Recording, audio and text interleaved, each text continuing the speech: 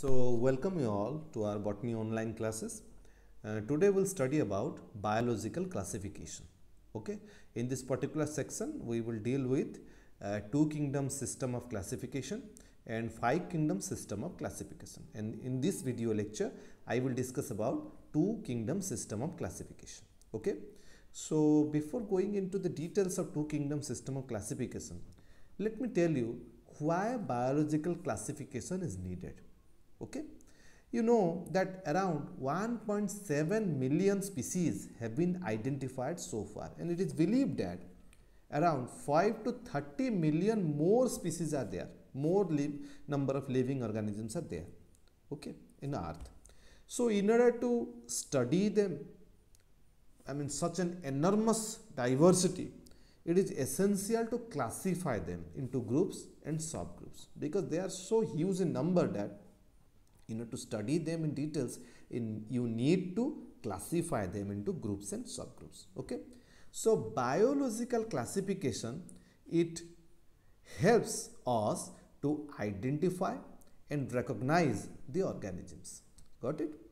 It helps us to identify and recognize the organisms. Now, what is this classification? As far as definition is concerned, classification is the arrangement of organisms into groups on the basis of their morphology, anatomy, cytology and phylogenetic relationship. Okay, we have to arrange these organisms into various groups. What are the criteria on the basis of which we can arrange them? Those criteria include morphology, that means external appearance, how they look. On that basis we can classify them. Anatomy, that means internally what is their structure. On that basis we can identify them or classify them. Cytologically, on the basis of cell structure, cell biology, we can separate them into various groups. Okay. Phylogenetically, that means on the basis of evolutionary relationship. Okay, how they are associated with each other on the basis of evolution.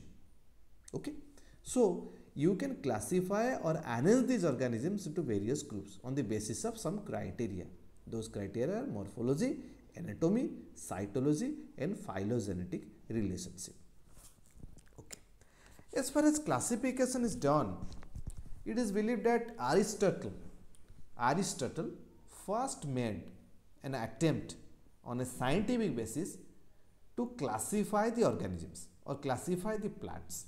Scientifically, he first made an attempt to classify the plants into trees, shrubs, herbs, okay, on the basis of their morphological characters, that means external appearance, how they look.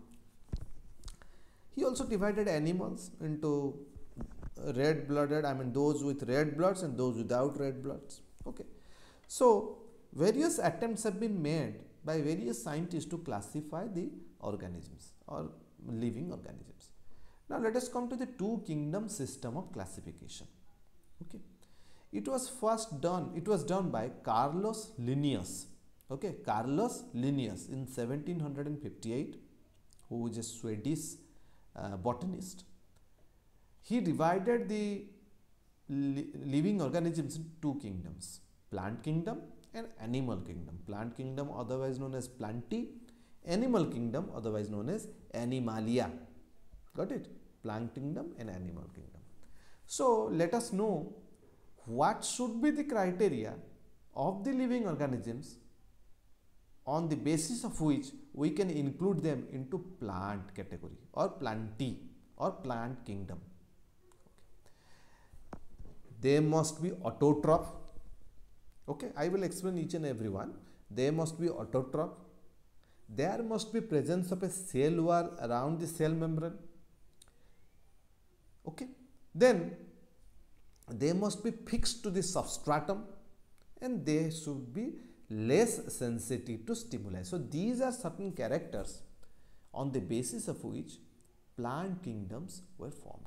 That means those organisms having all these characters have been put under one category, that was plant kingdom, otherwise known as Plantae. Okay, what is autotroph? Autotrophs means they are capable of synthesizing their own food. They can produce their own food, synthesize their own food. Obviously plants, they can synthesize their own food with the help of chlorophyll pigment through the process of photosynthesis, you know it. So all those plants, all those who were able to synthesize their food, that means they are autotrophs, they have been included under planting. Got it? Then there is another point, the presence of cell wall around the cell membrane. You know cell wall, outer covering. So if there is presence of a cell wall around the cell membrane in any organism, then that will be included under plant kingdom. Got it?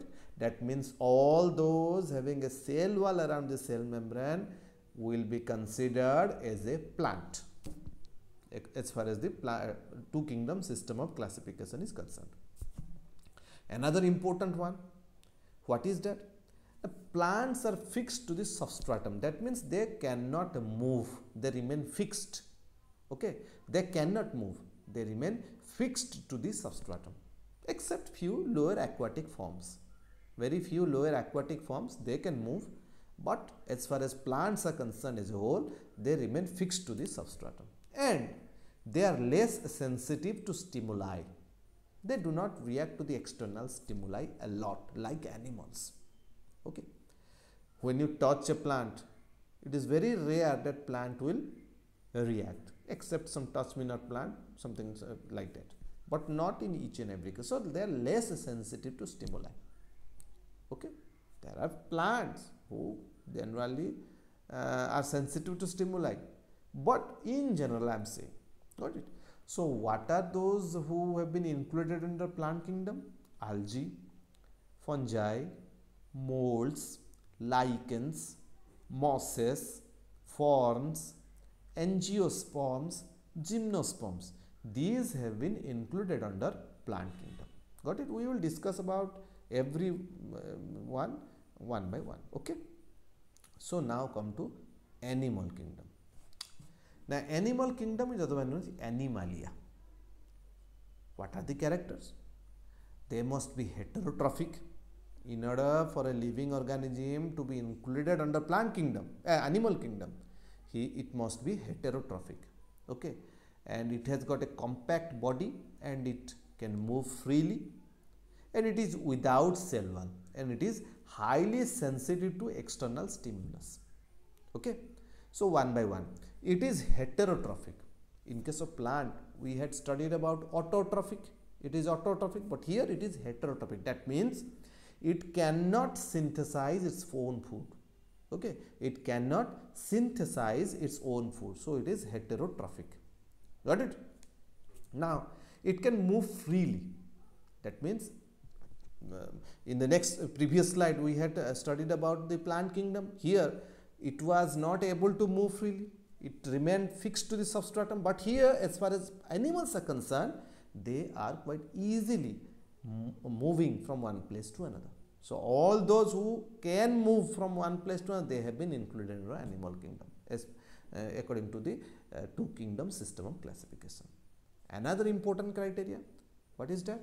Now all the animals do not have a cell wall. Okay, presence or absence of cell wall separates them. If there is presence of cell wall around the cell membrane, then it is a plant, it has been included under plant kingdom. And if there is absence of cell wall around the cell membrane, then it is an animal included under animal kingdom. Got it? These are highly sensitive to external stimulus. Okay, they are highly sensitive to external stimulus. Remember it. But plants are not. Plants are not highly sensitive to external stimulus. Animals are highly sensitive to external stimulus. Okay. Example, protozoa, vertebrates, invertebrates, all of these have been included under animal kingdom. Okay. These are some of the characters on the basis of which plant and animal kingdoms have been formed. Okay. Now there must be some demerits. This is the reason why the other kind of classification were put forwarded. So what are the demerits of this two kingdom system of classification? Remember, the two kingdoms, in case of two kingdom system of classification, that is plant kingdom and animal kingdom, they are not clearly defined at their lower level of organization. That means they are not clearly saying that what will under which category the lower organisms can be included. For example, Euglena, okay, it has got both plant as well as animal like character. So under which category we will put it? What are the plant like character it has?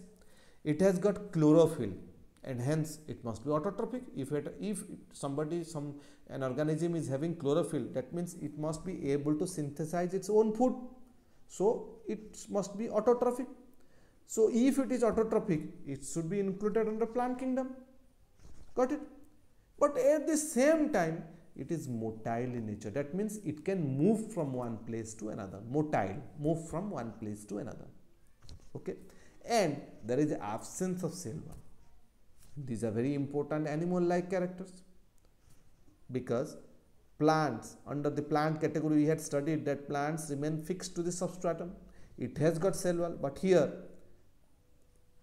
it is motile. That means it is moving from one place to another like the animals. It is lacking cell wall. That means it doesn't have got cell wall like the animals. So under which category we will put it?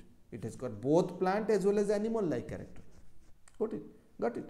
So it has failed in this. Similarly, fungi.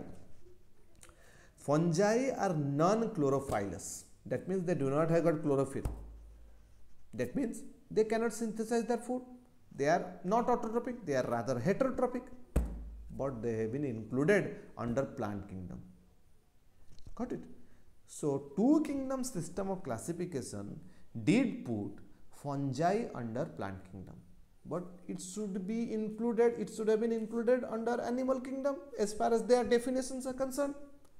So these were some of the demerits that resulted in the formation of new systems of classification. Okay, another one is, you can say that Chlamydomonas. It's an algae. Chlamydomonas is an algae. It has got flagella, that means locomotory organ, that means it can move from one place to another with the help of flagella. So as it has got flagella, it can move from one place to another. That means it shows locomotion. Locomotion means it can move from one place to another, which is a definitely animal like character.